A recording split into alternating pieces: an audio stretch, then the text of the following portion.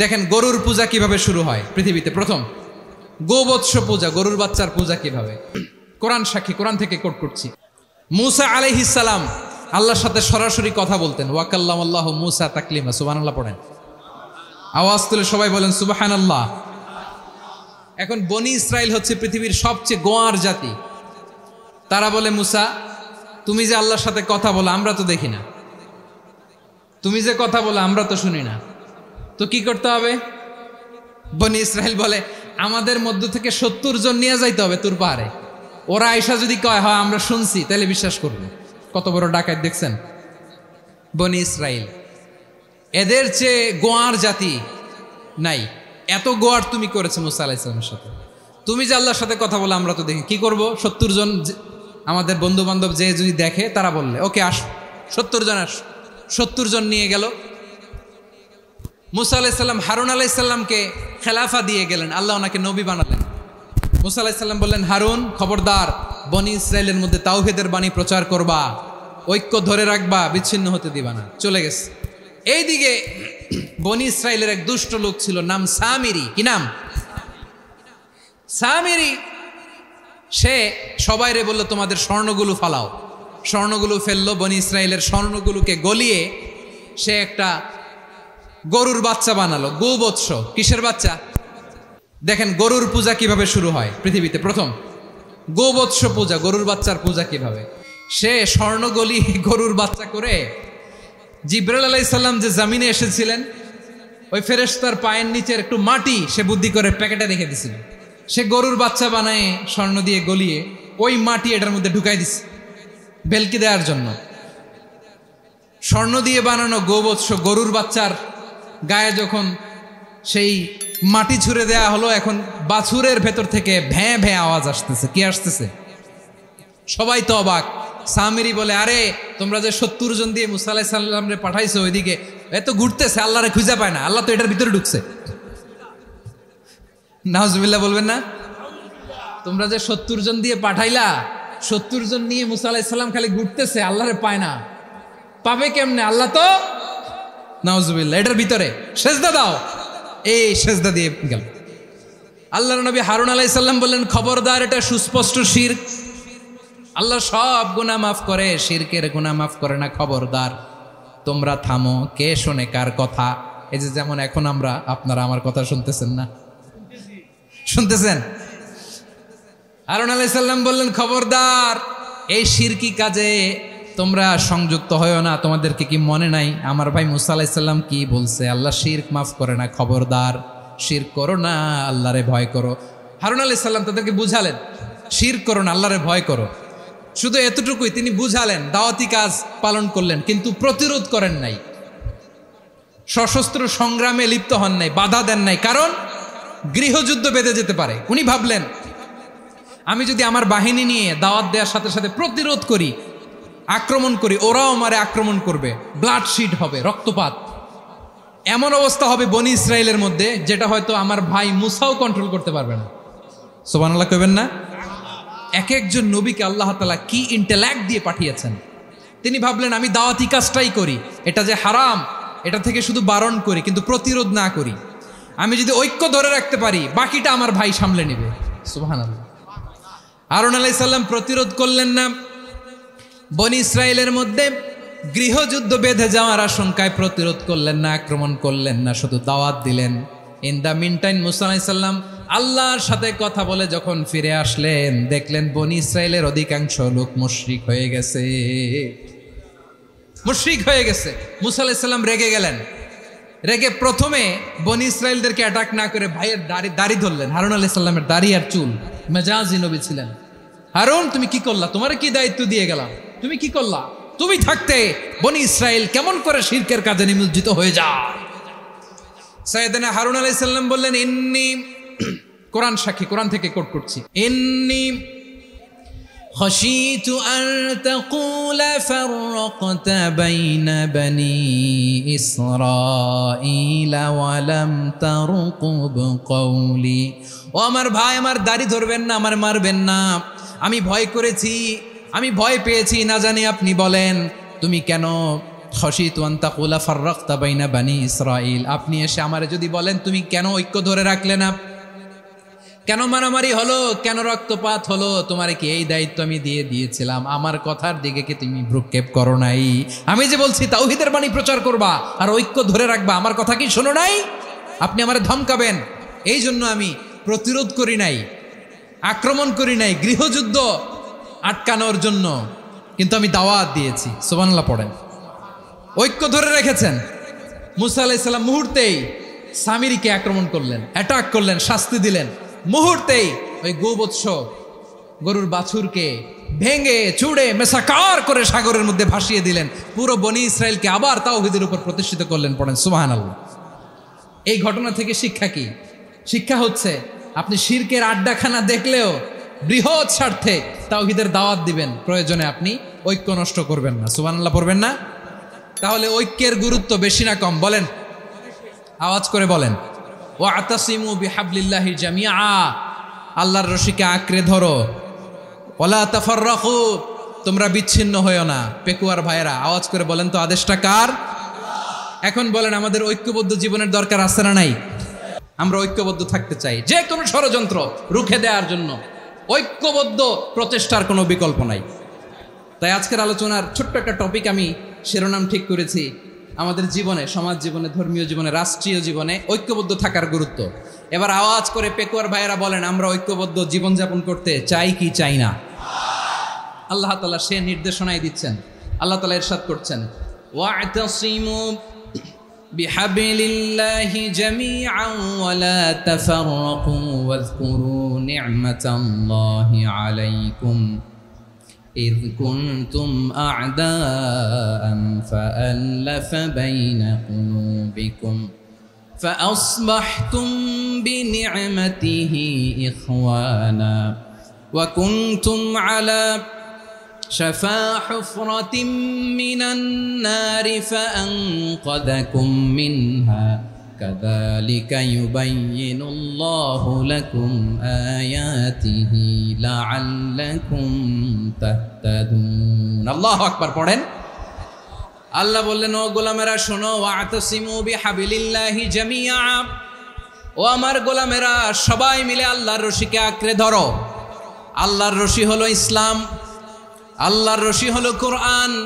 আল্লাহ বললেন কোরআনকে আঁকড়ে ধরো, ইসলামকে আঁকড়ে ধরো। একা একা আঁকড়ে ধরলে চলবে না, জামিয়া সবাই মিলে আঁকড়ে ধরো। এই আদেশটা আমাদের জন্য দান করেছেন কে? আল্লাহ তাআলার নির্দেশ, ওয়াতাসিমু বিহাবলিল্লাহি জামিআ, সবাই মিলে আল্লাহর রশিকে আঁকড়ে ধরো। হাবলুল্লাহ মানে আল্লাহর রশি। হাবলুল্লাহ মানে কি? রশি। এই হাবলুল্লাহ আল্লাহর রশি বা আল্লাহর রজ্জু দ্বারা উদ্দেশ্য হচ্ছে ইসলাম। আল্লাহর রশি দ্বারা উদ্দেশ্য কি? তাফসিরে অনেক ব্যাখ্যা এসেছে। এরকম পরিস্থিতিতে তাফসিরের সূক্ষ্ম সূক্ষ্ম বিষয়গুলো আমরা শোনাতে চাই, কিন্তু পরিবেশ হয়ে ওঠে না। আল্লাহর রজ্জু বা আল্লাহর রশি দ্বারা উদ্দেশ্য হচ্ছে ইসলাম। আল্লাহর রজ্জু বা আল্লাহর রশি দ্বারা উদ্দেশ্য হচ্ছে কোরআন, কারণ কোরআন আমাদেরকে ঐক্যবদ্ধ করে, ইসলাম আমাদেরকে ঐক্যবদ্ধ করে। চিল্লায় বলেন ঠিক কিনা? এজন্য আল্লাহ বললেন তোমরা আমার রশিকে আঁকড়ে ধরো, বিচ্ছিন্ন হয় না। আমার দেয়া নেয়ামতগুলো স্মরণ করো। যখন তোমরা ছিলে শত্রু, তোমাদের মধ্যে হৃদয়ে আমি আল্লাহ ভালোবাসা ঢেলে দিলাম, ফলে তোমরা সবাই ভাই ভাই হয়ে গেলে। তোমরা সবাই ছিলে জাহান্নামের কিনারায়, জ্বলন্ত অগ্নিকাণ্ডের পাশে। আমি আল্লাহ দয়া করে ঈমানের বদৌলতে তোমাদেরকে আগুন থেকে ফেরালাম। আমি আল্লাহ দয়া করে তোমাদেরকে জান্নাতের পথ দেখিয়ে দিলাম। সুবহানাল্লাহ পড়েন। এমন পথ দেখালাম যেই পথ তোমাদেরকে জান্নাতে নিয়ে যাবে, পথের দিশা তোমরা পাবে। লাআল্লাকুম তাহতাদুন। প্রিয় ভাইরা, তাহলে আমাদের যে ঐক্যবদ্ধ থাকতে হবে, এই নির্দেশটা কার? নাকি মন মতো আমি বানায় বলতেছি? আওয়াজ করে বলুন, নির্দেশটা কার? আল্লাহ। তাহলে আমাদেরকে ঐক্যবদ্ধ জীবনযাপন করতে হবে। প্রিয় ভাইরা, ইসলাম আমাদেরকে ঐক্যবদ্ধ করে। ইসলাম আমাদেরকে কি করে? সংঘবদ্ধ করে, ঐক্যবদ্ধ করে। বিচ্ছিন্ন হওয়া যাবে না। বিরোধ, বিচ্ছিন্নতা, মতানৈক্য, এগুলো আমাদেরকে ধ্বংস করে, আমাদেরকে দুর্বল করে। আর আমাদের ঐক্যবদ্ধ প্রচেষ্টা আমাদেরকে বিজয়ের দিকে এক ধাপ এগিয়ে নেয়। চিল্লায় বলেন ঠিক কিনা? এজন্য আল্লাহ বললেন ওয়াতাসিমু বিহাবলিল্লাহি জামিআ, তোমরা আল্লাহর রশিকে আঁকড়ে ধরো, তোমরা ঐক্যবদ্ধ জীবন যাপন করো, তোমরা বিচ্ছিন্ন হইও না। বিচ্ছিন্ন হইলে লস, ঐক্যবদ্ধ হলে সেখানে কল্যাণ আছে না নাই? ঐক্যবদ্ধ হতে হবে আমাদেরকে। আদেশটা কার? একটু আওয়াজ করবেন। ঐক্যবদ্ধ জীবন যাপন করতে হবে, আদেশটা কার? আমাদের আগে যে সমস্ত জাতিগোষ্ঠী ধ্বংস হয়েছে বিভেদের কারণে হয়েছে। বিশ্বনবী বলেন, বুখারীর বর্ণনা, ফা ইন্নামা আহলাকাল্লাযীনা মিন ক্বাবলিকুম কাসরাতু মাসাইলিহিম ওয়া ইখতিলাফুহুম আলা আম্বিয়াইহিম। তোমাদের আগে ইহুদি নাসারারা যারা ধ্বংস হয়েছে, আমার গজবে উপনীত হয়েছে, দুইটা কারণ ছিল। নাম্বার 1, কাসরাতু মাসাইলিহিম, বেশি প্রশ্ন করত, প্রয়োজনে অপ্রয়োজনে নবীরে প্রশ্ন করে আটকাইতে চাইতো, এরকম ডাকাত ছিল তারা। 2 নাম্বার কারণ, ওয়া ইখতিলাফুহুম আলা আম্বিয়াইহিম, ইখতিলাফ করার কারণে, বিভেদের কারণে, পারস্পরিক বিরোধে জড়ানোর কারণে তারা ধ্বংস হয়েছে। এখন বলেন, আমরা কি আল্লাহর গজব চাই? আমরাও কি তাদের মতো ধ্বংস হতে চাই? এজন্য আল্লাহ তাআলা সূরা আল ইমরানের 105 নম্বর আয়াতে বললেন, ওয়ালা তাকুনু কাল্লাযীনা তাফাররাকু ওয়াখতালাফু মিন বা'দি মা জাআহুমুল বাইয়িনাত ওয়া উলাইকা লাহুম আযাবুন আযীম। খবরদার, প্রমাণ পাওয়ার পরেও, দলিল নাজিল হওয়ার পরেও যারা বিরোধ করেছে, ইখতিলাফ করেছে, বিচ্ছিন্ন হয়েছে, খবরদার তোমরা তাদের মতো হয়ো না। যদি তাদের মতো হও তাহলে জেনে রাখো, ওয়া উলাইকা লাহুম আযাবুন আযীম, তাদের জন্য আমি মর্মন্তুদ শাস্তি প্রস্তুত করে রেখেছি। যারা বিচ্ছিন্ন হয়েছে, বিরোধ করেছে, তারা কারা? ইহুদি নাসারারা। এই আয়াতের তাফসীরে কাল্লাযীনা তাফাররাকু ওয়াখতালাফু, যারা বিচ্ছিন্ন হয়েছে, বিরোধ করেছে, তারা কারা? মুফাসসিরিন ইকরাম বলেছেন তারা ইহুদি নাসারারা। আওয়াজ করে বলুন তো, তারা কারা? ইহুদি নাসারারা। বিষ্ণু ঈসা ইসলাম সুনানে আবু দাউদ এবং তিরমিজির হাদিসে বলেন, ইফতারাকাতিল ইয়াহুদু আলা 71 ফিরকা, ইহুদিরা 71 দল হয়েছে। ইখতিলাফ করতে করতে কয় দল? সবাই বলে নাই, কয় দল? ওয়াফতারাকাতিন নাসারা আলা 72 ফিরকা, আর নাসারারা হয়েছে 72 দল। আওয়াজ করে বলুন তো, কয় দল? ওয়াসাতাফতারিকু হাযিহিল উম্মাহ বি73 ফিরকা। আর বিশ্বনবী আফসোস করে বলেন, আমার উম্মত হবে 73 দল। ইহুদি 71 দল, নাসারা 72 দল, আর আমার উম্মত, বুঝে থাকলে আওয়াজ করে বলেন। বিশ্বনবী বলেছেন, আমার উম্মত ভাগ হবে কয় দলে? কুল্লুহা ফিন্নার, সব জাহান্নামে যাবে, ইল্লা ওয়াহিদা, একটা দল ছাড়া। সাহাবারা বললেন, মান হিয়া ইয়া রাসূলুল্লাহ, সেই নাজাত প্রাপ্ত জান্নাতি দল কোনটা? আপনি কি আমাদের বলবেন না? আপনি মেহেরবানি করে একটু বলে দেন তারা কারা। বিশ্বনবী বললেন, মা আনা আলাইহি ওয়া আসহাবি, আমি এবং আমার সাহাবারা যেই পথের উপর আছে, এই মত এবং পথের উপর যারা থাকবে তারাই জান্নাতের দল হয়ে যাবে। যারা আমার মত, আমার সাহাবীর মত এবং পথকে অনুসরণ করবে তারাই জান্নাতে যাবে। তাহলে প্রিয় ভাইয়েরা, আমরা কি আর ইখতিলাফ করব? কাদা ছোড়াছুরি করব? করবেন না যে বোঝাই তো যাচ্ছে দৃশ্য দেখে। ধাক্কাধাক্কি যে আপনারা করবেন না। আপনাদের এই যে আমলনামা তো আমার কাছে আছে। পেকুয়ার ভাইয়েরা, এটা তো আমার ওয়ার্ম আপ প্রোগ্রাম। আমার বিভাগীয় প্রোগ্রাম হচ্ছে 8 বিভাগে 8টা। কয়টা? এটা কেন নিলাম? নেয়ামতুল্লাহ নিজামীর জ্বালা থেকে বাঁচার জন্য নিলাম। ওর জ্বালাতনে ও পারে না মালয়েশিয়া থেকে আমরা টেনে নিয়ে আস, চার্টার ফ্লাইট ভাড়া করে পারে না নিয়ে আস। এমন কোনো মাধ্যম নাই, এমন কোনো ওয়ে নাই সে ধরে নাই। আর তার কাছে আমার কাছে তার দাবিও আছে, কারণ এর আগে 2-3 বার আসার কথা ছিল। কয়েকবার এসে ফিরে গেছি, অনুমতি হয় নাই। এখন দাবার গুটি পাল্টে গেছে, দাবার গুটি পাল্টে গেছে। এক মাঘে শীত যায় না, কিন্তু আমরা স্মরণে রাখি না, ভুলে যাই। এটাই বড় আফসোস প্রিয় ভাইরা। তো এটা ওয়ার্ম আপ প্রোগ্রাম, এটা ওয়ার্ম আপ উদ্বোধনী প্রোগ্রাম, বিভাগীয় প্রোগ্রাম আমার জানুয়ারি থেকে শুরু। তো যা যা করছেন আমার সাথে পেকুয়াতে সব কিন্তু বয়ান দিব, ওই জায়গায় সব বলে দিব পেকুয়াবাসী কি করছে। আমি তো ভাবছি পেকুয়ার জেনজি জেনারেশন জি আমাকে এমনভাবে রিসিভ করবে, আমার কোনো ব্যাক পেতে হবে না, কষ্ট পেতে হবে না। আমাকে স্মার্টলি তারা স্টেজে রিসিভ করবে, স্মার্টলি তারা সেফ এন্ট্রি সেফ এক্সিট দিবে। তো বাস্তবে তো উল্টা, একেবারে উল্টা। আমি জানি জায়গা নাই, ওই যে দেখছেন উত্তর রেডি আছে। আমি জানি যে ধারণ ক্ষমতার অনেক বেশি লোক হয়ে গেছে, এটা আমি জানি। ভালোবাসা কোনো আইন কানুন দিয়ে মাপা যায় না, এটা আমি জানি। এটা যে ভালোবাসার বহিঃপ্রকাশ এটাও আমি বুঝি। ভালোবাসাকে আটকায় রাখা যায় না। এটা যে ভালোবাসার অগ্নি স্ফুলিঙ্গ, এটারে কোনো কিছু দিয়ে দামায় রাখা যাবে না, এটা আমি টের পাই। এজন্যই মনকে বুঝতে যেটা ভালোবাসা। মেহেরবানি করে অল্প কয়েকটা মিনিট একটু সুশৃঙ্খল আমার সাথে থাকতে হবে, আল্লাহর ওয়াস্তে, আল্লাহর ওয়াস্তে। প্রিয় ভাইয়েরা, তাহলে আমরা ঐক্যবদ্ধ জীবনযাপন করতে চাই, ঠিক কিনা বলেন? এবার বলেন ঐক্যের ভিত্তি কি? আমরা যে ঐক্যবদ্ধ হব কিভাবে? সবাই বলে ঐক্য চাই, ঐক্যবদ্ধ হতে চাই। ঐক্যের ভিত্তি কি বলেন? ঐক্যের ভিত্তি হচ্ছে তাওহীদ। আওয়াজ করে বলতে হবে সবাই, ঐক্যের ভিত্তি কি? যেই বলবে লা ইলাহা ইল্লাল্লাহ, ও আমার ভাই, তার জন্য আমার হৃদয়ে দরদ, মায়ামাখা দরদ, ভালোবাসা আছে না নাই? তাওহীদ। এই মুসলিম উম্মার ঐক্যের ভিত্তি তাওহীদ। পেকুয়ার ভাইরা মনে রাখেন, মেসেজগুলো মনে রাখেন। মুসলিম উম্মার ইউনিটি, ঐক্য, এটার ভিত্তি হচ্ছে তাওহীদ। যেই পড়বে লা ইলাহা ইল্লাল্লাহ, সে আমার কি? এজন্য বিষ্ণুই বলেন মান ক্বালা লা ইলাহা ইল্লাল্লাহ, যে ব্যক্তি বলবে লা ইলাহা ইল্লাল্লাহ মুখলিসান মিন কলবিহি, অন্তর থেকে যে পড়বে লা ইলাহা ইল্লাল্লাহ, দাখালাল জান্নাহ, সে জান্নাতি হয়ে যাবে। সুবহানাল্লাহ বলেন।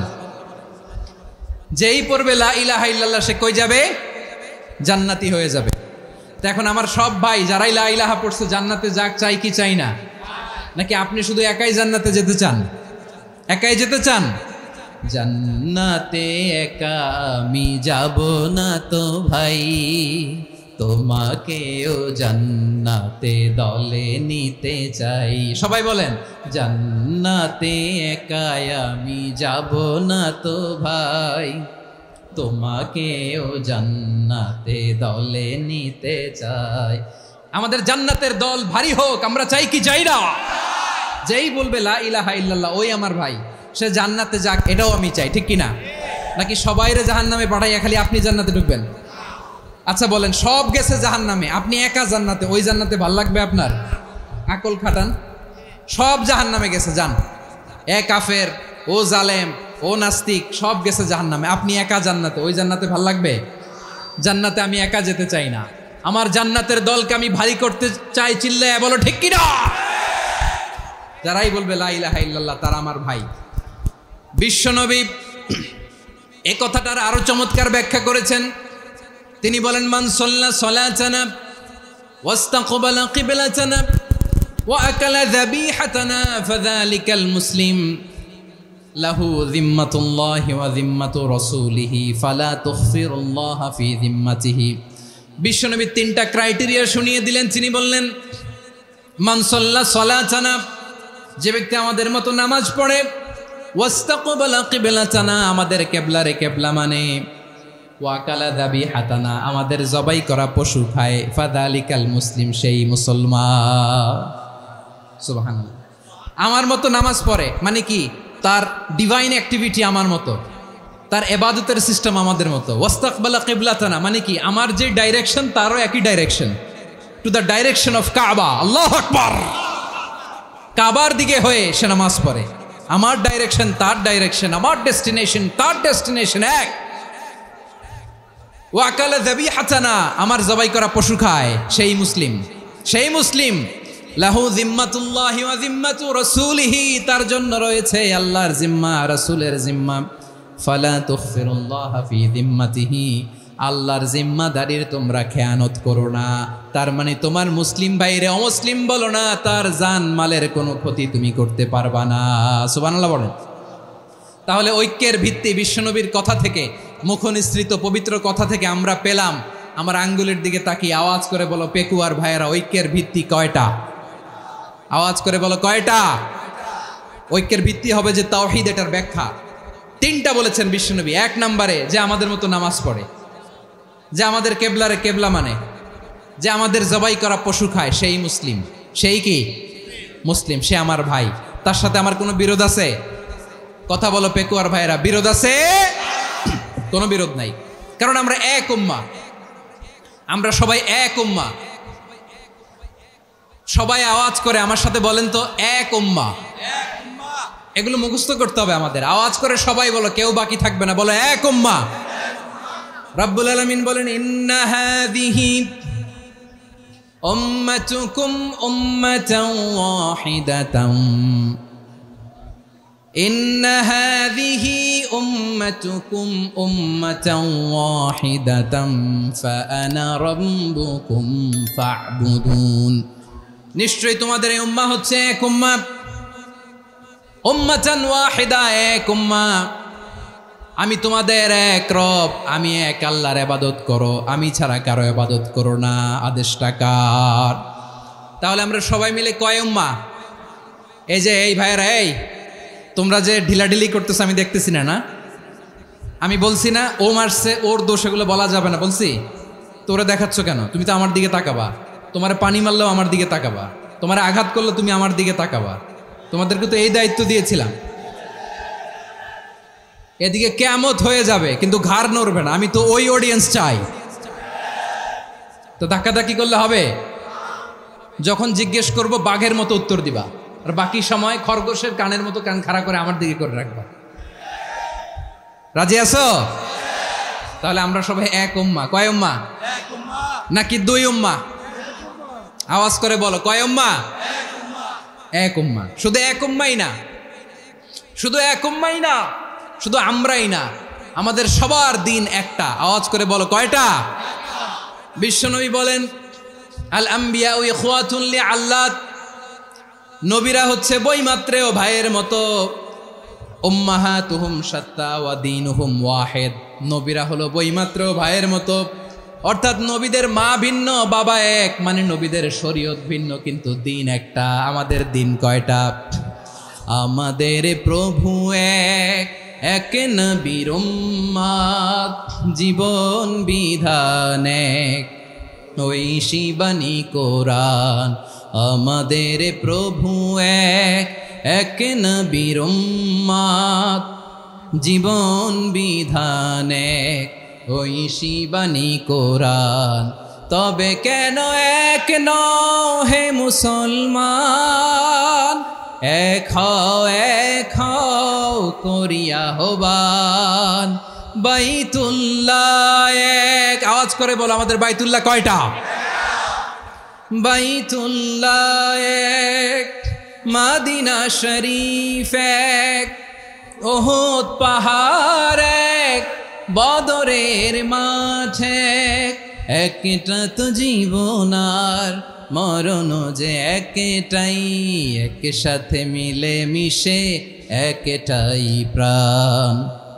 তবে কেন এক নও হে মুসলমান, এক হও করিয়া হবান। সবাই মিলে, আমাদের প্রভু এক, জীবন বিধান এক, ঐশী বাণী কোরআন। একসাথে, আমাদের প্রভু এক, জীবন বিধান এক, ঐশী বাণী কোরআন। তবে কেন এক নও হে মুসলমান, এক হও করিয়া হবান। আওয়াজ করে পড়েন আল্লাহু আকবার। আমার কলিজার টুকরা পেকুয়ার ভাইরা, মাশাআল্লাহ এখন অনেক শান্ত হয়েছে। বলেন আমরা কয় উম্মাহ? এই যে শাহাদাত, সাব্বাবা আঙ্গুলি উপরের দিকে উঁচু করে আওয়াজ করে বলো, আমরা কয় উম্মাহ? আওয়াজ করে বলো, আমরা কয় উম্মাহ? মাশাআল্লাহ, আমরা এক উম্মাহ, এক উম্মাহ আমরা। খবরদার, গোটা বিশ্ব আমাদের এই আঙ্গুলি দেখেছে, আমরা এক উম্মাহ। শুধু আমরা এক উম্মাই না, আমরা এসেছি এক উৎস থেকে। কয় উৎস? ফ্রম অ্যাডাম এন্ড ইভ, আদাম এবং হাওয়া, উনার সন্তান আমরা। তার ছেলে মেয়ে থেকে, তার ছেলে মেয়ে থেকে, তার ছেলে মেয়ে থেকে আমি। তার মানে রাস্তাঘাটে এদিকে সেদিকে যাকেই দেখি সে আমাদের এই বিরাট পরিবারের কেউ না কেউ। চিল্লায় বলেন ঠিক কিনা? এই যে যারা বসে আছে, আমরা কোনো না কোনো ভাবে তো আত্মীয়, কি বলেন? কারণ আদি পিতা কে? সবাই বলে না আদি পিতা কে? আদি মাতা কে? হাওয়া আলাইহিস সালাম। তার মানে আমরা উম্মাহ এক, আমাদের উৎস মানে এক অরিজিন থেকে আমরা এসেছি। সূরাতুল হুজরাতে আল্লাহ চমৎকার ভাবে বলেছেন, এবং এই আয়াতটা দিয়ে 2022 সালে ফিফা ওয়ার্ল্ড কাপ কাতারে শুরু হয়েছে। দেখেন কাতার কি স্মার্টলি গোটা বিশ্বকে এক উম্মার কনসেপ্ট দিয়েছে। সুবহানাল্লাহ পড়েন। সূরাতুল হুজরাত আল্লাহ বলেন, ইয়া আইয়ুহান নাসু ইন্না খলাকনাকুম মিন যাকারিন ওয়া উনসা وجعلناكم شعوبا وقبائل لتعارفوا إن أكرمكم عند الله أتقاكم إن الله عليم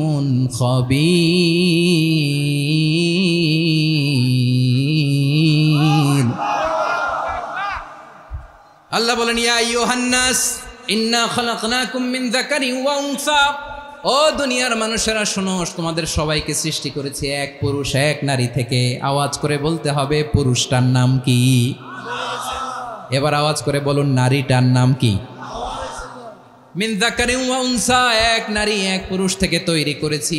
যাতে যাতে দলে দলে তোমাদেরকে বিভক্ত করেছি, যাতে একে অপরের সাথে পরিচিত হতে পারো।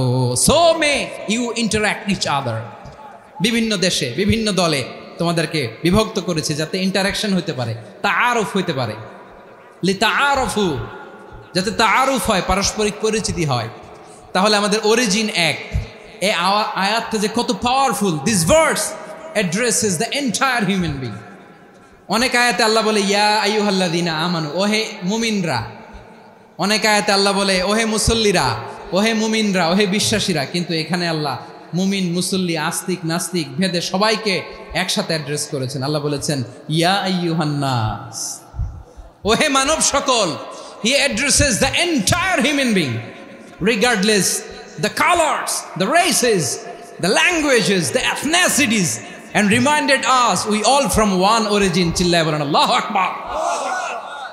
আল্লাহ বলেন তোমাদের সবাইকে বানিয়েছি এক পিতা আদম, এক মাতা হাওয়া থেকে। দলে দলে গ্রামে গ্রামে ছড়িয়ে দিয়েছি যাতে করে তোমরা পরিচিত হতে পারো। আমি আল্লাহর কাছে তোমাদের কোনো ধরনের আলাদা মর্যাদার কোনো স্ট্যান্ডার্ড নাই একটা ছাড়া। ইন্না আক্রামাকুম ইনদাল্লাহি আতকাকুম, আমার কাছে তার মর্যাদা সব চাইতে বেশি যার হৃদয়ে তাকওয়া থাকবে বেশি। আল্লাহর কাছে ধনী গরিবের পার্থক্য নাই, লম্বা খাটোতে পার্থক্য নাই, আরব অনারবে পার্থক্য নাই। এই আয়াত নাজিল করে আল্লাহ তাআলা বিভেদের দেয়াল বা প্রাচীরকে ভেঙে গুড়িয়ে দিয়েছে। সবাই সমান, আমরা সবাই সমান, কোনো পার্থক্য নাই। তাহলে আমরা এক উম্মাহ। আওয়াজ করে বলতে হবে আমরা কি? আমরা কয় উৎস থেকে এসেছি? এক উৎস। এবার আল্লাহ বললেন শুধু চাই না, বিশ্বনবী আমাদের শিখিয়ে দিলেন শুধু এক উম্মাহ না, শুধু এক উৎস না, তোমরা এক দেহ এক প্রাণ। আল্লাহু আকবার। এক দেহ এক প্রাণ বানানোর কথা না, বিশ্বনবীর কথা। বিশ্বনবী বলেন মাসালুল মুমিনিনা ফি তাওয়াদ্দিহিম ওয়া তাআতুফিহিম ওয়া তারাহুমিহিম মাসালুল জাসাদ, মুমিনের ভালোবাসা সম্প্রীতি ঔদার্যতা, এটার দৃষ্টান্ত কি? লাইক ওয়ান সিঙ্গেল বডি, একটা দেহের মতো সবাই। ইনিশতাকা মিনহু উদুন তাদাআলাহু সাইরুল জাসাদি বিসাহরি ওয়াল হুম্মা, দেহের একটা অঙ্গ যদি ইনজুর্ড হয় সারা দেহ যেমনি ব্যথা পায়, পেইন পায়, তেমনি গোটা বিশ্বের যেখানেই হোক মুসলিম আঘাত পেলে গোটা বিশ্বের সব মুসলিমের কলিজায় যে লাগে, ঠিক কিনা? আরেক বর্ণনায় বিশ্বনবী বলেন আল মুসলিমুনা কা রাজুলিন ওয়াহিদ ইয়ানি জাসাদিন ওয়াহিদ, পুরো মুসলিম হচ্ছে উম্মাহ হচ্ছে এরকম এক দেহ। ইনিশতাকা আইনু ইশতাকা কুল্লু, চোখে ব্যথা লাগলে যেমনি সারাটা দেহ ব্যথা অনুভব করে। ইনিশতাকা রাসুহু ইশতাকা কুল্লু, মাথায় ইনজুরি হলে যেমনি সারা দেহে ব্যথা লাগে, গোটা বিশ্বের যেখানেই মুসলিম ব্যথা পাক আক্রান্ত হোক গোটা বিশ্বের সব মুসলমানের কলিজায় লাগে, ঠিক কিনা বলেন? আচ্ছা আপনার চোখে ব্যথা, কোথায় ব্যথা? আপনার চোখে যেহেতু ব্যথা সারা দেহে তো খুব আরাম লাগে, তাই না? আপনার প্রচন্ড মাথা ব্যথা মাঝে মাঝে হয় না আমার ভাইয়েরা? মাথা ব্যথা হয় না আপনাদের? প্রচন্ড মাথা ব্যথা, তো সারা দেহটা তো খুব আরামে আছে না? নাকি চোখে ব্যথা লাগলে, ইনজুরি হলে সারা দেহ সেই ব্যথা অনুভব করে? মাথায় ব্যথা হলে সারা দেহ সেই ব্যথা অনুভব করে কি করে না? ঠিক অনুরূপভাবে কাশ্মীরে আমার মুসলিম ভাইরা আক্রান্ত হলে আমাদের হৃদয়ে রক্তক্ষরণ হয় কি হয় না? ফিলিস্তিনে আমার ভাইদের উপর যখন বম্বিং হয় আমাদের চোখ বেয়ে দাঁড় দাঁড় করে পানি ঝরে কি ঝরে না? আমার রোহিঙ্গা মুসলিম ভাইরা যখন কাঁদে তাদের সাথে আমরাও কাঁদি কিনা? কেন কাঁদি? কারণ এক দেহ। কথা বুঝে নাই? আওয়াজ করে বলেন এক দেহ। এই আপনাদের আওয়াজ, হ্যাঁ? ব্যাটারি ফিউজ হয়ে গেছে, পেকুয়ার পোলাপানদের গলায় আওয়াজ নাই।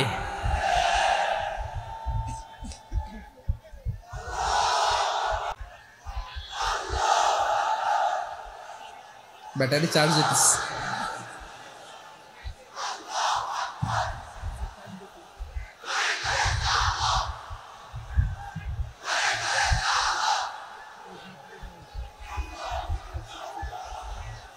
মাশাআল্লাহ মাশাআল্লাহ।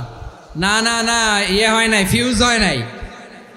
ওই বেঙ্গুলের ভাষার মধ্যে ঢিল মারলে যা হয় ওরকম হয়েছে আর কি। খেপায় তুলছে আমি। ওই যে ফিলিস্তিনের পতাকা উড়াচ্ছে। আমরা এই পেকুয়ার ময়দান থেকে ফিলিস্তিনের সাথে, আমার ভাইদের সাথে আমরা সংহতি প্রকাশ করছি। আমরা মুষ্টিবদ্ধ হাতকে উপরের দিকে করে আওয়াজ করে আমার সাথে সাথে পড়ুন, ফ্রি ফ্রি আল আকসা। একজন ভাই আমরা বাকি থাকবো না। হাত উঁচু করে প্যান্ডেলের সামনে পেছনে আকাশ বাতাস মুখরিত করে আওয়াজ করে পড়ুন, ফ্রি ফ্রি আল আকসা। আওয়াজ তুলে পড়ুন, free free Al Aqsa, free free Al Aqsa. Palestine will be free from the river to the sea. Palestine will be free. Free free Al Aqsa. আল্লাহ আমার আল আকসার ভাইদেরকে মুক্ত করুক। মক্কা মদিনায় যে যেমনি আমরা নামাজ পড়ি, ওই পবিত্র মসজিদের পাশে যেন আমরা নামাজ পড়তে পারি। আল্লাহ তৌফিক দাও। আওয়াজ তুলে, হৃদয় থেকে আওয়াজ তুলে পড়ুন আমিন। আমরা এক উম্মাহ, এক উৎস থেকে এসেছি। আমরা এক দেহ। আমরা কি? এক দেহ এক প্রাণ। আওয়াজ করে বলুন, এক দেহ এক প্রাণ। তাহলে আমরা এক উম্মাহ, এক উৎস, এক দেহ এক প্রাণ। এবার বিশ্বনবী বলেন, তোমাদের মধ্যে সম্পর্কটা কেমন হবে জানো নাকি? বিশ্বনবী বললেন, সম্পর্কটা কেমন হবে মুমিন ভাইদের মধ্যে? সম্পর্ক কেমন শুনে নাও। আল মুমিনু লিল মুমিনি কাল বুনিয়ান, আল মুমিনু লিল মুমিনি কাল বুনিয়ান ইয়াশুদ্দু বাদুহু বাদা। মুমিনরা হলো বিশাল একটা দেয়ালের মতো, প্রাচীরের মতো, যাদের সম্পর্ক মজবুত সম্পর্ক, যাদের বন্ধন সুদৃঢ় বন্ধন, ইস্পাত কঠিন দেয়ালের মতো, সীসা ঢালা প্রাচীরের মতো আমাদের সম্পর্ক। পড়েন সুবহানাল্লাহ। হৃদয় ঠান্ডা লাগে না? আমি বলতে যেই তো আমার কলিজা ঠান্ডা হয়ে যাচ্ছে। আমরা যে ভাই ভাই, আমাদের সম্পর্কটা কেমন? বিষ্ণু বলেন, তোমাদের সম্পর্ক বড্ড মজবুত সম্পর্ক, তোমাদের বন্ধন বড় সুদৃঢ় বন্ধন।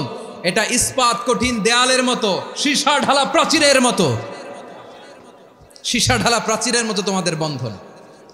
একটা দেয়াল প্রাচীর যেমনি একটা part, one part strengthen the other part, তেমনি আমরা এক পার্ট আরেক পার্টকে হেল্প করি, সহযোগিতার হাত বাড়িয়ে দেই। বিশ্বনবী সবশেষ একটা উদাহরণ দিলেন। উদাহরণ কি দিলেন? ওয়াশাব্বাকা বাইনা আসাবিহি। আমার আঙ্গুলগুলো দেখতেছেন? এদিকে কয় আঙ্গুল, এদিকে কয় আঙ্গুল, মোট কয় আঙ্গুল? বিশ্বনবী বলেন, ওয়াশাব্বাকা বাইনা আসাবিহি।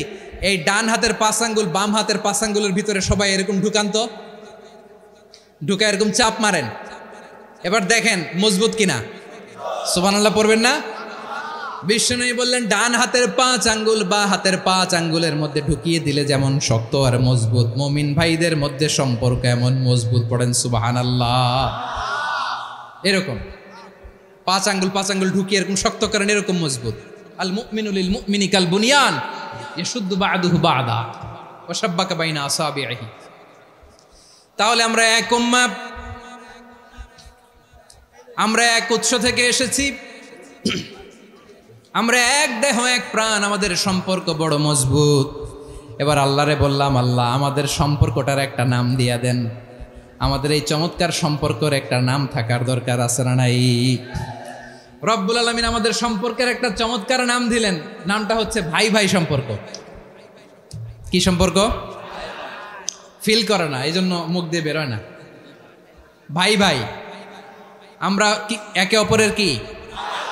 তো ভাইয়ের যে তুমি ঢিল মারলা একটু আগে যে ঢিল মারলা, পানি মারলা, আল্লাহ আমাদেরকে তুমি মাফ করো।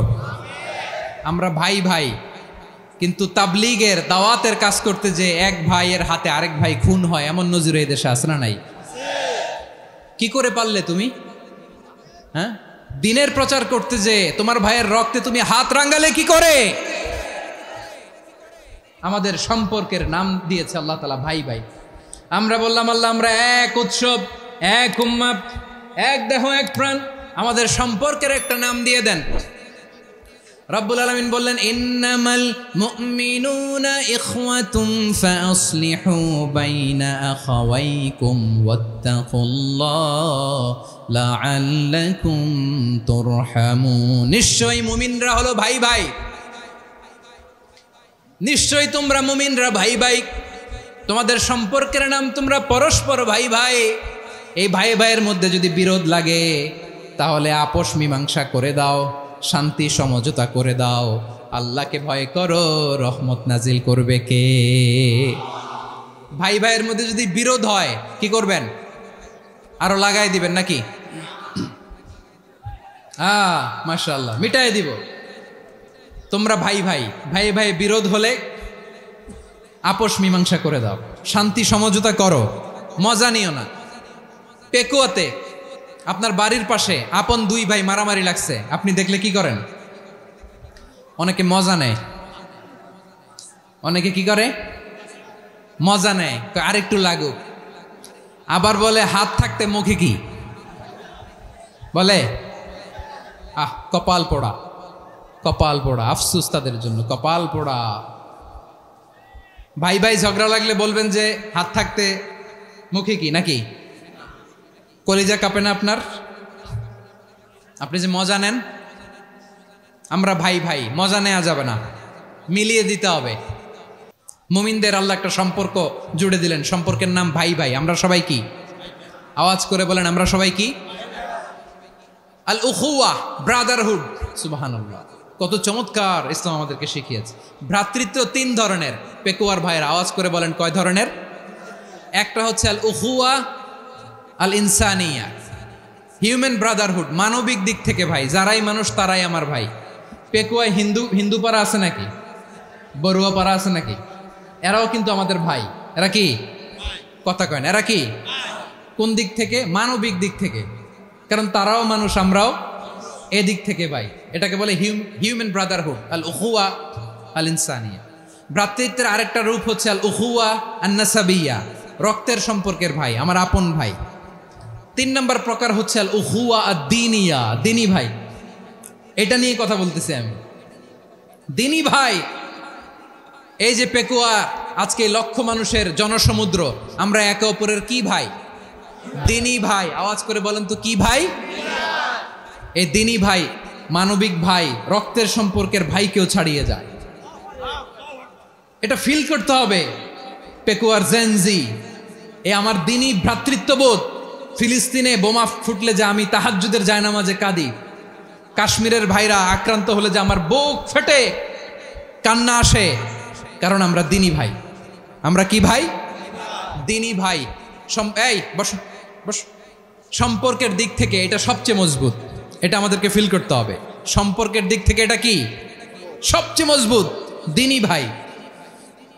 বদরের প্রান্তর, এদিকে কোরাইশরা, এদিকে মুসলিমেরা। কোরাইশের মধ্যে, কোরাইশ গোষ্ঠীর মধ্যে অনেকে আছে বাবা, তার কলিজার টুকরা ছেলে মুসলিম সেনাবাহিনীর এদিকে দাঁড়ানো, মুখোমুখি দুইটা ব্যাটালিয়ন সেনাবাহিনী, কোরাইশদের বাহিনী, মুসলিম বাহিনী। কোরাইশদের এখানে বাবা, এইখানে ছেলে। কোরাইশদের এখানে ছেলে, এইখানে বাবা। ইসলাম তাদেরকে পৃথক করেছে। আর মুসলিম সেনাবাহিনীর মধ্যে কেউ কাউরে চিনে না, কেউ আনসার, কেউ মুহাজির, কেউ ছোট, কেউ বড়, কেউ দাস, কেউ মালিক, সব মিলেমিশে একাকার। কিসে তাদেরকে আবদ্ধ করলো? এই দ্বীনি ভ্রাতৃত্ব, চিল্লায় বলো ঠিক কিনা। এজন্য আল্লাহ বলেন ইন্নামাল মুমিনুনা ইখওয়াতুন ফাসলিহু বাইনা আখাওয়াইকুম ওয়াত্তাকুল্লাহা লাআল্লাকুম তুরহামুন। খবরদার শুনে রেখো, তোমরা মুমিনরা হলো ভাই ভাই, পেকুয়ার ভাইরা। আওয়াজ করে বলো আমরা কি? আরো জোরে বলো আমাদের সম্পর্ক কি? ভাই ভাই সম্পর্ক। ফাসলিহু বাইনা আখাওয়াইকুম, যদি ভাইয়ে ভাইয়ে বিরোধ হয় মজা নিও না। মুখ থাকতে হাত থাকতে মুখে কি এমন মন্তব্য করো না, আরো লাগিয়ে দিতে যেও না। মিলিয়ে দাও, শান্তি সমঝোতা করে দাও, কারণ তোমরা সবাই হলে দ্বীনি ভাই। আমরা কি? দ্বীনি ভাই। মিলিয়ে দিবেন। আমার পেকুয়ার ভাইয়েরা, দুইজন ঝগড়া লাগলে মিলিয়ে দিলে যে কত সওয়াব, এটা আমরা অনেকে জানিই না। দুইজন ঝগড়া লাগছে, আচ্ছা আপনাদের কোথাও এলাকায় আগুন লাগলে আপনারা কি ঢালেন? পানি। অনেকে ওই জায়গায় তেল ঢালে। এরকম ডাকাইত আছে না নাই? আগুন নিভানোর জন্য ঢালতে হবে কি? একদল এখানে কি ঢালে? আল্লাহ তাআলা এরকম মাইন্ডসেটের মানসিকতার হওয়া থেকে আমাদেরকে তুমি বাঁচাও। ঝগড়া লাগলে মিলিয়ে দিবেন। কি করবেন? 3 জায়গায় প্রয়োজনে মিথ্যা বলা যায়। কয় জায়গায় মিথ্যা বলতে? তাওরিয়া, মানে কথা একটু ঘুরিয়ে বলবেন। 1 নাম্বার, আপনার ওয়াইফকে খুশি করার জন্য। সে একটু এরকম না বলে একটু কৌশল করে বললে খুশি হবে, ওটা বলা যায়। 2 নাম্বার, জীবন মরণের ব্যাপার, জান বাঁচানোর জন্য একটু কৌশল করে ঘুরিয়ে বললেন, এটা জায়েজ। 3 নাম্বার, দুইজন ঝগড়া লাগছে তাদেরকে মিলিয়ে দেওয়ার জন্য কৌশল করে একটু মিথ্যা বলা, ঘুরিয়ে বলা জায়েজ। দুইজনের মধ্যে দেখলেন যে সম্পর্ক খারাপ, তো একজনরে বললেন ভাই সে তো ওই দিন আপনার ব্যাপারে অনেক প্রশংসা। কি আমার ব্যাপারে প্রশংসা? তার সাথে তো আমার মারাত্মক সম্পর্ক। কি বলল? এই বলল আপনি নাকি এই করছেন ওই করছেন, অনেক প্রশংসা। লোকটার মন খুশি হয়ে যাবে তার ব্যাপারে, ঠিক কিনা? আবার তার সাথে যার ঝগড়া, ওরে যে বলুন ভাই ওই দিন তো সে আপনার অনেক অ্যাপ্রিসিয়েশন করলো, অনেক। সে তো অবাক, কি রে বলে কি? আমার এই যে দুইজনের ব্যাপারে দুইজনের একটু ভালো ভালো কথা বলে দিচ্ছেন, একদিন দেখবেন রাস্তা দিয়ে হাঁটার সময় একে অপরকে সালাম দিয়ে ফেলছে, সালাম দিয়ে বুকে জড়ায় ধরছে, আছে না নাই? আবার মিলমিশ হয়ে গেছে। কিন্তু আমাদের স্বভাব হইল, দুই প্রতিবেশী যদি একসাথে বসে একসাথে হাঁটে, দূর থেকে দেখলে আমাদের জলে, আছে না নাই? ঘটনা কি? এই দুইটার মধ্যে এত মিল কে? এই দুইটার মধ্যে গিরিঙ্গি লাগানো যায় কিভাবে? হ্যাঁ, এই বন্ধুত্ব ফ্রেন্ডশিপ নষ্ট করা যায় কিভাবে? এরকম মানসিকতা সবার না, আমাদের অনেকের মধ্যে আছে না নাই? আল্লাহর কাছে তওবা করেন এই মানসিকতার যেন আমরা না হই, আমরা মিলিয়ে দিব। কানগুলো খরগোশের কানের মতো খাড়া করে শুনুন পেকুয়ার ভাইরা। বিশ্বনবী বলেন, আলা উখবিরুকুম বি আফদল দারাজা, আলা উখবিরুকুম বি আফদল মিন দারাজাতিস সিয়ামি ওয়াস সালাতি ওয়াস সাদাকা। হে আমার উম্মতেরা, নামাজ, রোজা, দান, দেখেন নামাজ, রোজা, দানের চেয়েও বড় কোনো শ্রেষ্ঠ ইবাদতের কথা আমি কি তোমাদের বলবো না? সাহাবারা তো অবাক, বলে কি নামাজের চেয়ে বড় ইবাদত, রোজার চেয়ে বড়, দান করার চেয়ে বড় ইবাদত? সাহাবীরা বললেন বালা ইয়া রাসূলুল্লাহ। নবী বলেন, বিশ্বনবী বললেন নামাজের চেয়েও বড়, রোজার চেয়েও বড়, জাকাতের চেয়েও বড়, সাদাকার চেয়েও বড় একটা ইবাদত আছে, আমি কি তোমাদের বলবো না? সাহাবারা বললেন ইয়া রাসূলুল্লাহ, বালা অবশ্যই বলবেন, সেটা কি? বিশ্বনবী বললেন ইসলাহু যাতিল বাইন।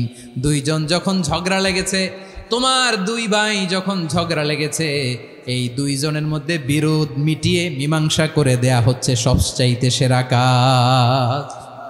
দুইজন ঝগড়া লাগছে, ইসলাহু যাতিল বাইন, দুইজনের মধ্যে মিলিয়ে দেয়া, এটা নামাজ, রোজা, সাদাকার চেয়ে বেশি সওয়াব। সুবহানাল্লাহ, এত আস্তে? হ্যাঁ, ওয়াত্তাকুল্লাহ ওয়া আসলিহু যাতা বাইনিকুম, সূরা আনফাল। আল্লাহ বলেন আল্লাহরে ভয় করো, ঝগড়া লাগলে মজা নিও না, ওয়াত্তাকুল্লাহ, আল্লাহরে ভয় করো, ফাসলিহু যাতা বাইনিকুম, মিলিয়ে দিও। তাহলে আমরা মিলায়ে দিব, রাজি আছেন তো? তাহলে আমরা এক উম্মাহ, এক উৎস থেকে এসেছি, এক দেহ এক প্রাণ, আমাদের সম্পর্ক বড় মজবুত, সীসাঢালা প্রাচীরের মতো, কেউ টলাতে পারে না, কেউ ভাঙতে পারে না, ঠিক কিনা? আবার আমাদের সম্পর্ক হলো ভাই ভাই, আমরা ঐক্যবদ্ধ থাকার জন্য দুনিয়ায় এসেছি। কেমন করে ঐক্যবদ্ধ থাকতে হয় দুনিয়াবাসীর শেখানোর জন্য এসেছি। আল্লাহ বলেন, ও নবী, শুধু মুসলমানের মধ্যেই ঐক্য গড়লে হবে না, প্রয়োজনে ইহুদি নাসারাদের সাথে ঐক্য গড়ে তোলো। কথা শুনতেছেন? প্রয়োজনে আহলে কিতাবদের সাথে ঐক্যবদ্ধ হওয়ার আদেশ দিয়েছে কে? সবাই বলতে হবে, আওয়াজ করে বলেন। আহলে কিতাব ইহুদি নাসারাদের সাথেও প্রয়োজনে ঐক্যবদ্ধ হওয়ার ঘোষণা দিয়েছে কে? বিশ্বনবী মক্কা থেকে মদিনায় হিজরত করতে গেছেন, ওখানে ইহুদিদের সাথেও কোয়ালিশন করেছেন। সুবহানাল্লাহ পড়বেন না? বনু কাইনুকা, বনু নাদির, বনু কোরাইজা, এই তিনটা দলের সাথে বিশ্বনবী কোয়ালিশন করেছেন একসাথে, কিন্তু তাদের বিশ্বাসঘাতকতার কারণেই তারা বহিষ্কৃত হয়েছে মদিনা থেকে। বিশ্বনবীর এখানে কোনো দোষ নাই, বিশ্বনবী ঐক্যবদ্ধ হতে চেয়েছেন। আল্লাহ তাআলা নবীরে বললেন, নবী তুমি তাদেরকে বলো, ও আহলে কিতাবের ভাইয়েরা, ইহুদি নাসারারা, এসো এসো এসো, আমরা এমন একটা বিশ্বাসের প্রশ্নে একত্রিত হই যে বিশ্বাস তোমাদের নবীরাও প্রচার করেছে, যে বিশ্বাস আমিও প্রচার করি, যে বিশ্বাসের কথা তোমাদের পবিত্র ধর্মগ্রন্থগুলোতে রয়েছে, আবার যে বিশ্বাসের কথা আমার কোরআনের মধ্যেও রয়েছে, আসলে ওই কথায় আমরা একত্রিত হই। সুবহানাল্লাহ। তাহলে ভিন্ন ধর্মী তাদের সাথে যখন আমরা ঐক্য করব, কিসের উপর ঐক্য? একটা কমন ফেইথ, একটা মৌলিক বিশ্বাসের উপর ঐক্য। আল্লাহ তাআলা বলছেন, কুল ইয়া আহলাল কিতাবি তাআলাউ ইলা কালিমাতিন সাওয়াইন বাইনানা ওয়া বাইনাকুম আল্লা না'বুদা ইল্লাল্লাহ ওয়া লা নুশরিকা বিহি শাইআ ওয়া লা ইয়াত্তাখিযা বা'দুনা বা'দান আরবাবাম মিন দুনিল্লাহ فإن تولوا فقولوا اشهدوا بأننا مسلمون। পড়েন আল্লাহু আকবার। রব্বুল আলামিন বিশ্বনবীর ডেকে বললেন, নবী তোমার প্রতিবেশী ইহুদিদেরকে ডেকে বলো, তাআলাউ ইলা কালিমাতিন সাওয়াইন বাইনানা ওয়া বাইনাকুম, ও ইহুদিরা আসো এক টেবিলে বসি, আসো এমন একটা কথার উপরে আমরা সবাই একমত হয়ে যাই, যেই কথা তোমরাও মানো আমরাও মানি, সেটা হচ্ছে আল্লাহ ছাড়া আমরা কারো ইবাদত করব না, আমরা সবাই মিলে ইবাদত করি একজনের, তিনি কে? আল্লাহ ছাড়া কারো ইবাদত চলবে না, আল্লাহর সাথে আমরা শরীক করব না, আল্লাহ ছাড়া নিজেরা নিজেদেরকে রব হিসেবে মানব না। এই তিনটা বিষয়ে যদি একমত হও, চলো আমরা একসাথে বসি, আমরা ঐক্যবদ্ধ হই। পড়েন সুবহানাল্লাহ। তাহলে দেখেন, ঐক্য কি শুধু মুসলমানদের মধ্যে না, প্রয়োজনে অন্য ধর্মের সাথে ঐক্যবদ্ধ হতে হয়। যদি পরিস্থিতি কখনো এমনও হয় শিরকের আড্ডাখানা, আপনি ঐক্য প্রতিষ্ঠার জন্য, ঐক্য রক্ষার জন্য তাও শুধু তাওহীদের দাওয়াত দিবেন, ওইখানে আক্রমণ করবেন না, এটা কোরআনের নীতি। কথা বুঝতে পেরেছেন? সামনে শিরকের কি কথা কয় না, শিরকের কি আড্ডাখানা, আখড়া, কিন্তু ঐক্য বজায় রাখার জন্য, গৃহযুদ্ধ এড়ানোর জন্য আপনি শুধু এটা যে শিরক, এটা হারাম, এটা থেকে তোমরা বেঁচে থাকো, শুধু দাওয়াত দিবেন, আপনি আক্রমণ করবেন না, এটা কোরআনের বিধান। সুবহানাল্লাহ কইবেন না? তো এই চমৎকার ঘটনাগুলো আপনারা শোনাইতে পারবো এরকম বিশৃঙ্খলা করলে। মূসা আলাইহিস সালাম আল্লাহর সাথে সরাসরি কথা বলতেন, ওয়া কাল্লামাল্লাহু মূসা তাকলিমা। সুবহানাল্লাহ পড়েন, আওয়াজ তুলে সবাই বলেন সুবহানাল্লাহ। এখন বনি ইসরাইল হচ্ছে পৃথিবীর সবচেয়ে গোয়ার জাতি। তারা বলে, মূসা তুমি যে আল্লাহর সাথে কথা বলো আমরা তো দেখি না, তুমি যে কথা বলো আমরা তো শুনি না, তো কি করতে হবে? বনি ইসরাইল বলে, আমাদের মধ্য থেকে 70 জন নিয়ে যাইতে হবে তুর পাহাড়ে, ওরা আয়েশা যদি কয় হয় আমরা শুনছি, তাহলে বিশ্বাস করবো। কত বড় ডাকাত দেখছেন বনি ইসরাইল। এদের চেয়ে গোয়ার জাতি নাই। এত গোয়ার তুমি করেছো মূসা আলাইহিস সালামের সাথে, তুমি যে আল্লাহর সাথে কথা বলে আমরা তো দেখি, কি করব? 70 জন আমাদের বন্ধু বান্ধব যে যদি দেখে, তারা বললে ওকে আস, 70 জন আস। 70 জন নিয়ে গেল। মূসা আলাইহিস সালাম হারুন আলাইহিস সালামকে খেলাফা দিয়ে গেলেন, আল্লাহ ওনাকে নবী বানালেন। মূসা আলাইহিস সালাম বললেন, হারুন খবরদার, বনি ইসরাইলের মধ্যে তাওহীদের বাণী প্রচার করবা, ঐক্য ধরে রাখবা, বিচ্ছিন্ন হতে দিবা না। চলে গেছে। এইদিকে বনি ইসরাইলের এক দুষ্ট লোক ছিল, নাম সামিরি। কি নাম? সামিরি। সে সবাইরে বলল, তোমাদের স্বর্ণগুলো ফালাও। স্বর্ণগুলো ফেললো, বনি ইসরাইলের স্বর্ণগুলোকে গলিয়ে সে একটা গরুর বাচ্চা বানালো, গোবৎস। কিসের বাচ্চা? দেখেন গরুর পূজা কিভাবে শুরু হয় পৃথিবীতে প্রথম, গোবৎস পূজা, গরুর বাচ্চার পূজা কিভাবে। সে স্বর্ণ গলি গরুর বাচ্চা করে, জিবরাইল আলাইহিস সালাম যে জমিনে এসেছিলেন, ওই ফেরেশতার পায়ের নিচের একটু মাটি সে বুদ্ধি করে প্যাকেটে রেখে দিছিল। সে গরুর বাচ্চা বানায় স্বর্ণ দিয়ে গলিয়ে ওই মাটি এটার মধ্যে ঢুকাই দিছে ভেলকি দেওয়ার জন্য। স্বর্ণ দিয়ে বানানো গোবৎস গরুর বাচ্চার গায়ে যখন সেই মাটি ছুঁড়ে দেয়া হলো, এখন বাছুরের ভেতর থেকে ভ্যাঁ ভ্যাঁ আওয়াজ আসতেছে। কি আসতেছে? সবাই তো অবাক। সামিরি বলে, আরে তোমরা যে 70 জন দিয়ে মুসা আলাইহিস সালাম রে পাঠাইছো, ওইদিকে এত ঘুরতেছে, আল্লাহরে খুঁজে পায় না, আল্লাহ তো এটার ভিতরে ঢুকছে। নাউজুবিল্লাহ বলবেন না? তোমরা যে 70 জন দিয়ে পাঠাইলা, 70 জন নিয়ে মুসা আলাইহিস সালাম খালি ঘুরতেছে, আল্লাহরে পায় না। পাবে কেমনে? আল্লাহ তো, নাউজুবিল্লাহ, এটার ভিতরে সেজদা দাও। এই সেজদা দিয়ে গেল। আল্লাহর নবী হারুন আলাইহিস সালাম বললেন, খবরদার, এটা সুস্পষ্ট শিরক। আল্লাহ সব গুনাহ মাফ করে, শিরকের গুনাহ মাফ করে না, খবরদার তোমরা থামো। কে শোনে কার কথা? এই যে যেমন এখন আপনারা আমার কথা শুনতেছেন না? শুনতেছেন? হারুন আলাইহিস সালাম বললেন, খবরদার, এই শিরকি কাজে তোমরা সংযুক্ত হয়ো না। তোমাদেরকে কি মনে নাই আমার ভাই মুসা আলাইহিস সালাম কি বলছে? আল্লাহ শিরক মাফ করে না, খবরদার শিরক করো না, আল্লাহরে ভয় করো। হারুন আলাইহিস সালাম তাদেরকে বুঝালেন, শিরক করো না, আল্লাহরে ভয় করো। শুধু এতটুকুই তিনি বুঝালেন, দাওয়াতি কাজ পালন করলেন, কিন্তু প্রতিরোধ করেন নাই, সশস্ত্র সংগ্রামে লিপ্ত হন নাই, বাধা দেন নাই, কারণ গৃহযুদ্ধ বেঁধে যেতে পারে। উনি ভাবলেন, আমি যদি আমার বাহিনী নিয়ে দাওয়াত দেওয়ার সাথে সাথে প্রতিরোধ করি, আক্রমণ করি, ওরাও আমারে আক্রমণ করবে, ব্লাডশিট হবে, রক্তপাত, এমন অবস্থা হবে বনি ইসরায়েলের মধ্যে যেটা হয়তো আমার ভাই মুসাও কন্ট্রোল করতে পারবে না। সুবহানাল্লাহ কইবেন না? এক একজন নবীকে আল্লাহ তাআলা কি ইন্টেলেক্ট দিয়ে পাঠিয়েছেন। তিনি ভাবলেন, আমি দাওয়াতি কাজটাই করি, এটা যে হারাম এটা থেকে শুধু বারণ করি, কিন্তু প্রতিরোধ না করি। আমি যদি ঐক্য ধরে রাখতে পারি, বাকিটা আমার ভাই সামলে নেবে। সুবহানাল্লাহ। হারুন আলাইহিস সালাম প্রতিরোধ করলেন না, বনি ইসরায়েলের মধ্যে গৃহযুদ্ধ বেঁধে যাওয়ার আশঙ্কায় প্রতিরোধ করলেন না, আক্রমণ করলেন না, শুধু দাওয়াত দিলেন। ইন দ্য মিন টাইম মুসা আলাইহিস সালাম আল্লাহর সাথে কথা বলে যখন ফিরে আসলেন, দেখলেন বনি ইসরায়েলের অধিকাংশ লোক মুশরিক হয়ে গেছে, মুশরিক হয়ে গেছে। মুসা আলাইহিস সালাম রেগে গেলেন।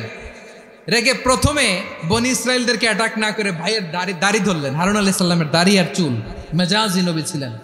হারুন, তুমি কি করলা? তোমার কি দায়িত্ব দিয়ে গেলাম, তুমি কি করলা? তুমি থাকতে বনি ইসরায়েল কেমন করে শিরকের কাজে নিমজ্জিত হয়ে যায়? সাইয়েদনা হারুন আলাইহিস সালাম বললেন, ইন্নী, কোরআন সাক্ষী, কোরআন থেকে কোট করছি, ইন্নী খাশিতু আন তাকুলা ফাররাকতা বাইনা বনি ইসরাঈলা ওয়া লাম তারকুব কওলি। ও আমার ভাই, আমার দাড়ি ধরবেন না, আমার মারবেন না। আমি ভয় করেছি, আমি ভয় পেয়েছি, না জানি আপনি বলেন তুমি কেন খাশিতু আন তাকুলা ফাররাকতা বাইনা বনি ইসরাঈল, আপনি এসে আমারে যদি বলেন তুমি কেন ঐক্য ধরে রাখলে না, কেন মারামারি হলো, কেন রক্তপাত হলো, তোমারে কি এই দায়িত্ব আমি দিয়ে দিয়েছিলাম? আমার কথার দিকে কি তুমি ভ্রুক্ষেপ করো নাই? আমি যে বলছি তাওহীদের বাণী প্রচার করবা আর ঐক্য ধরে রাখবা, আমার কথা কি শোনো নাই? আপনি আমারে ধমকাবেন, এই জন্য আমি প্রতিরোধ করি নাই, আক্রমণ করি নাই, গৃহযুদ্ধ আটকানোর জন্য, কিন্তু আমি দাওয়াত দিয়েছি। সুবহানাল্লাহ পড়েন। ঐক্য ধরে রেখেছেন। মুসা আলাইহিস সালাম মুহূর্তেই সামিরিকে আক্রমণ করলেন, অ্যাটাক করলেন, শাস্তি দিলেন। মুহূর্তেই ওই গোবৎস গরুর বাছুরকে ভেঙে চুড়ে মেসাকার করে সাগরের মধ্যে ভাসিয়ে দিলেন। পুরো বনি ইসরায়েলকে আবার তাওহীদের উপর প্রতিষ্ঠিত করলেন। পড়েন সুবহানাল্লাহ। এই ঘটনা থেকে শিক্ষা কি? শিক্ষা হচ্ছে, আপনি শিরকের আড্ডাখানা দেখলেও বৃহৎ স্বার্থে তাওহীদের দাওয়াত দিবেন, প্রয়োজনে আপনি ঐক্য নষ্ট করবেন না। সুবহানাল্লাহ পড়বেন না? তাহলে ঐক্যের গুরুত্ব বেশি না কম? বলেন, আওয়াজ করে বলেন। ওয়াতাসিমু বিহাবলিল্লাহি জামিআ, আল্লাহর রশিকে আঁকড়ে ধরো। ওয়ালা তাফাররাকু, তোমরা বিচ্ছিন্ন হয়ো না। পেকুয়ার ভাইয়েরা আওয়াজ করে বলেন তো, আদেশটা কার? এখন বলেন, আমাদের ঐক্যবদ্ধ জীবনের দরকার আছে না নাই? এই যে ডক্টর মোহাম্মদ ইউনূস আমাদের লিডার, উনি যে আমাদেরকে জাতীয় ঐক্যের আহ্বান জানিয়েছে, ওনার আহ্বানে আমাদের সাড়া দেওয়ার দরকার আছে না নাই? রাজনীতিবিদদের যে ডাকছে, খুশি লাগে নাই আপনার? আলেমদের ডাকছে, খুশি লাগে নাই? আলহামদুলিল্লাহ বলবেন না? আলহামদুলিল্লাহ, সবাইকে ডেকেছে, ঐক্যবদ্ধ করেছে। আমরা ঐক্যবদ্ধ থাকতে চাই, আমরা ঐক্যবদ্ধ জীবন চাই, আমরা আর কাদা ছড়াছড়ি করতে চাই না। রাজি আছেন সবাই? এখন আমরা যদি ঐক্য নষ্ট করি, আমাদের কি কি সমস্যা, কি ক্ষতি, কি কুফল? অনৈক্যের কুফল কি? কয়েকটা কুফলের কথা বলে শেষ করব। প্রিয় ভাইরা, what are the drawbacks and disadvantages of division, social and political division in the society, disunity. আমরা যদি বিচ্ছিন্ন হই, একে অপরের যদি মারামারি করি, একজন যদি আরেকজনের কাফের ফতুয়া দেয়, আমাদের কি ক্ষতি? শুনবেন? কথা কয় না, শুনবেন? এক নাম্বার ক্ষতি হচ্ছে, আমরা যদি বিচ্ছিন্ন হই আমাদের শক্তি কমে যাবে, আমাদের পাওয়ার আমরা হারাবো। আমাদের কি হারাবো? পাওয়ার। মনে রাখবেন, যখন আমি একা থাকি তখন আমি ব্যক্তি, যখন আমরা সবাই মিলি তখন আমরা শক্তি। এই শক্তি নিয়ে আমাদের সামনে এগিয়ে যাওয়ার দরকার আছে না নাই? তাহলে আমরা যদি বিরোধে নিজেরা বিরোধে লিপ্ত হই, আমাদের ক্ষমতা, পাওয়ার ছুটে যাবে। আমরা এই পাওয়ার হারাতে চাই না, ঠিক কিনা বলেন? রব্বুল আলামিন ঠিক তাই বললেন। রব্বুল আলামিন বললেন, খবরদার, ওয়াতিউল্লাহ ওয়া রাসূলাহু ওয়া লা তানাযাউ ফাতাফশালু ওয়া তাযহাবা রিহুকুম ওয়াসবিরু ইন্নাল্লাহা মা'আস সাবিরিন। আল্লাহর আনুগত্য করো, নবীর আনুগত্য করো, কিন্তু খবরদার নিজেরা বিরোধে লিপ্ত হয়ো না, নিজেরা মারামারি করো না, তাহলে তোমাদের শক্তি কমায় দিবে কে? ফাতাফশালু, তোমরা সাহস হারাবা, ওয়া তাযহাবা রিহুকুম, তোমাদের শক্তি কমে যাবে, পাওয়ার কমে যাবে। তাহলে আমরা যদি নিজেরা মারামারি করি, আমরা নিজেরা যদি বিচ্ছিন্নতায় লিপ্ত হই, আমরা যদি মতানৈক্য করি, তাহলে আমাদের শক্তি কমে যাবে, ঠিক কিনা? আমরা শক্তি কমাবো। আচ্ছা, ছোট্ট একটা বাঁশের কঞ্চি যদি আপনারা দেয়, পায়ের মধ্যে ধাক্কা দিয়ে ভাঙতে পারবেন না? এরকম বাঁশের কঞ্চি যদি 20টা একসাথে জোড়া লাগায় দেয়, ভাঙতে পারবেন? কথা বোঝে নাই মনে হয়। চিকন একটা বাঁশের কঞ্চি দিলে ভাঙা যাবে না? এরকম চিকনই 20টা বাঁশের কঞ্চি একসাথে লাগাই দিলে ভাঙতে পারবেন? কারণ যখন আমি একা থাকি তখন আমি ব্যক্তি, যখন আমরা সবাই মিলি তখন আমরা শক্তি। আমরা যেন শক্তি না হারাই। আমরা বিরোধে লিপ্ত হলে আমাদের শক্তি কমে যাবে। এই হচ্ছে 1 নম্বর ডিসঅ্যাডভান্টেজ। 2 নম্বর ডিসঅ্যাডভান্টেজ হচ্ছে, আমরা নিজেরা বিরোধে লিপ্ত হলে অন্যরা আমাদের মাথায় কাঁঠাল ভেঙে খাইতে সুবিধা হয়। কথা বুঝেন নাই? আমরা যদি বিরোধে লিপ্ত হই তাহলে পরাশক্তিগুলোর সুবিধা, তখন আমাদের কাউকে দিতে হবে ট্রানজিট, কাউকে দিতে হবে সেন্ট মার্টিন, কাউকে দিতে হবে দেশের অর্ধেক। চিল্লায় বলো ঠিক কিনা? নিজেদের প্রবলেম সলভ করার ক্যাপাসিটি আমাদের আর থাকবে না। আমরা যদি বিরোধে জড়াই, আমার কলিজার টুকরা পেকুয়ার ভাইরা, আমরা বিরোধ করব না, আমরা বিচ্ছিন্ন হব না। নিজেরা বিরোধে জড়ালে পরাশক্তিগুলো আমাদের মাথায় কাঁঠাল ভেঙে খায়। তখন ভারতের পিছনে দৌড়াতে, আমেরিকার পিছনে দৌড়াতে আমাদের জুতার তলা ক্ষয় হইয়া যাইবে। নিজেদের প্রবলেম সলভ করা যাবে না। আমরা যদি অন্যের পিছনে না দৌড়াতাম আর এই বিরোধকে থামাতে পারতাম, বাংলাদেশ আজকে যেখানে আছে তার কমপক্ষে 50 গুণ সামনে থাকতো। চিল্লায় বলেন ঠিক কিনা? তাহলে 1 নম্বর ক্ষতি হচ্ছে, আমাদের পাওয়ার লেস হয়ে যায়, আমরা দুর্বল হই যদি আমরা বিরোধ করি। 2 নম্বর হচ্ছে, পরাশক্তিগুলোর সুবিধা নেয়। 3 নম্বর হচ্ছে, আমাদের উন্নয়ন, দেশের উন্নতি, অগ্রগতি, এটা স্থবির হয়ে যায়, এটা বাধাগ্রস্ত হয়। প্রিয় ভাইয়েরা, ইউনিটি, ঐক্য হচ্ছে একটা দেশের উন্নয়নের মূল ভিত্তি। 2 জন কইছে ঠিক। এদিকে এখন কয়েকজন কইছে ঠিক। ঐক্য হচ্ছে একটা দেশের, জাতীয় ঐক্য হচ্ছে কোনো দেশের উন্নয়ন, অগ্রগতির মূল ভিত্তি, ঠিক কিনা বলেন? ইউনিটি অফ এ কান্ট্রি, এটা হচ্ছে একটা সাস্টেইনেবল ডেভেলপমেন্ট, সোশ্যাল স্ট্যাবিলিটির জন্য এটা অনেক গুরুত্বপূর্ণ। এজন্য বিরোধের কোনো স্থান আমরা দিব না, আমরা ঐক্যবদ্ধ থাকবো ইনশাআল্লাহ বলেন। আর কখনো কাউরে কাফের বলে গালি দিবেন? তুই জাহান্নামী বলবেন? ঝগড়া লাগলে লাগাই দিবেন? তাহলে কি করবেন? মিলায় দিবা। আওয়াজ করে বলেন, কি করব? প্রিয় ভাইয়েরা, এই বিরোধ গত 50 বছর তো আমরা দেখেছি। ধর্মীয় অঙ্গন বলেন, সামাজিক অঙ্গন বলেন, রাজনৈতিক অঙ্গন বলেন, এই বিরোধ আমাদেরকে শেষ করে দিয়েছে। এই 24-এর ছাত্র নাগরিক অভ্যুত্থানের পরেও যদি সেই বিরোধ আমাদেরকে খায়, তাহলে এতগুলো তাজা জেনজির রক্ত বৃথা যাবে। চিল্লায় বলো ঠিক কিনা? আমরা এই রক্তগুলোকে বৃথা দিতে চাই না, বৃথা যেতে দিতে চাই না। আমরা ঐক্যবদ্ধ থাকতে চাই। রাজি আছেন?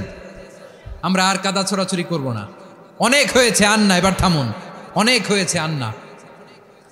প্রথমেই আমি এদেশের সম্মানিত আলেম সমাজকে বিনয়ের সাথে অনুরোধ করব, আসুন আমরা ঐক্যবদ্ধ হই।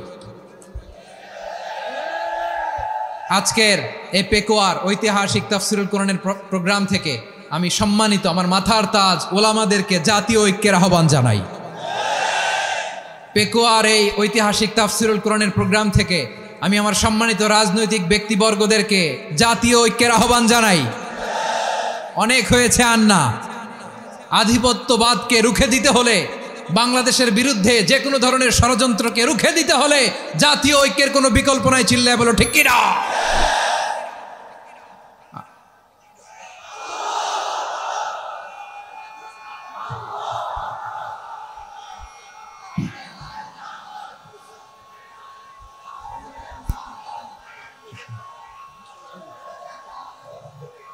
আমার প্রিয় ভাইয়েরা, আমার ভাইয়েরা,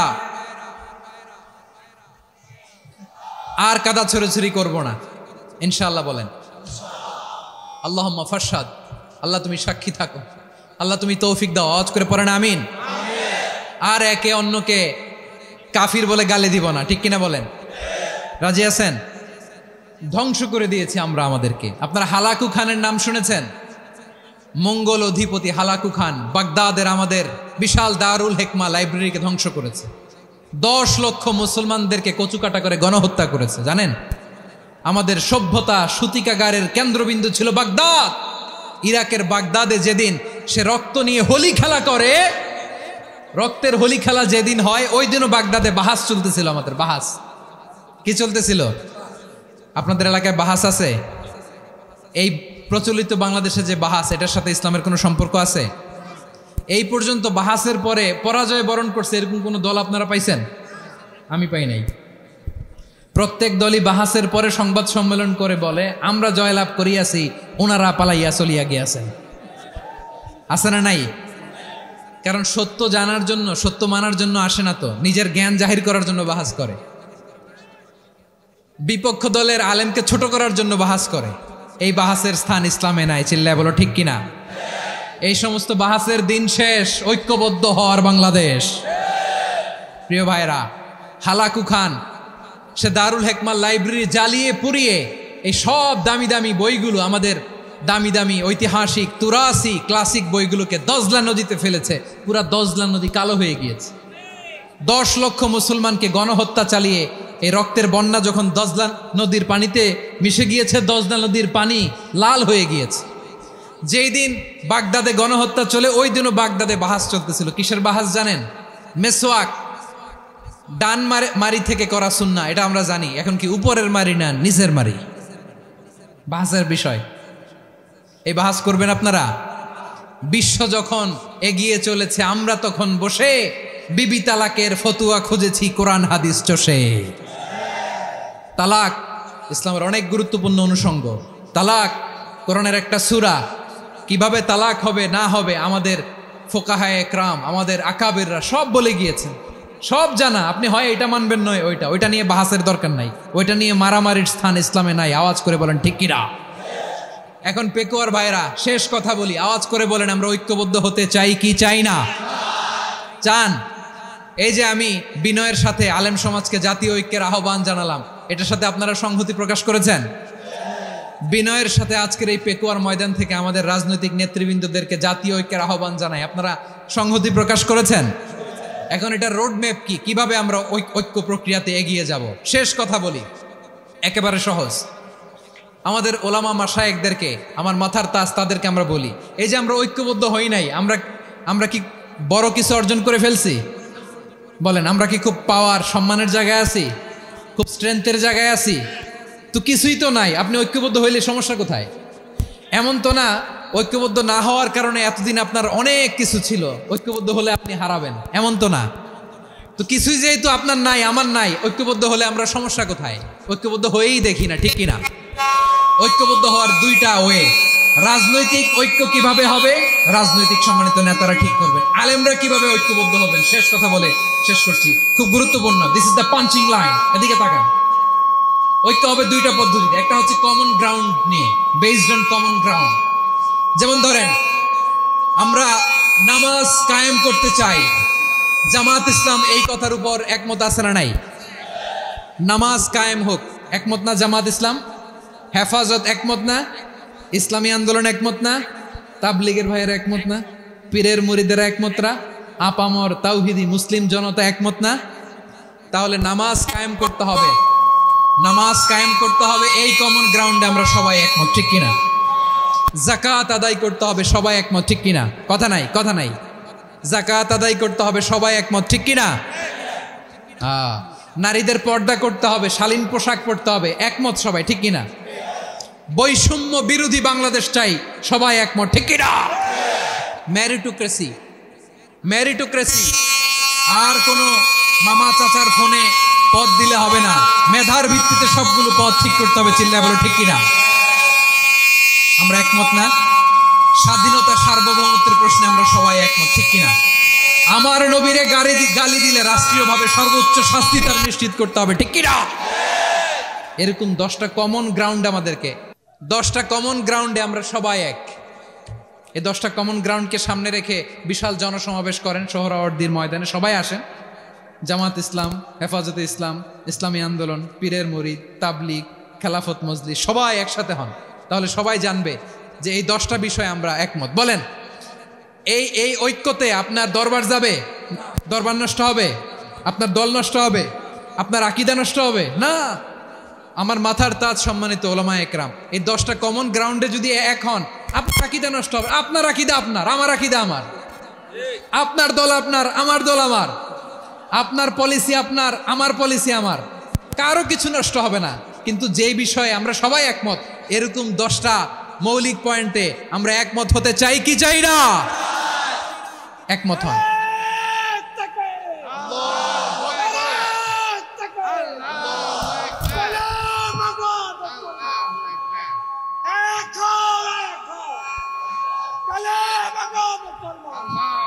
আমার পেকুয়ার ভাইয়েরা, তাহলে ঐক্যবদ্ধ হওয়ার 1 নম্বর পদ্ধতি বেসড অন কমন গ্রাউন্ড।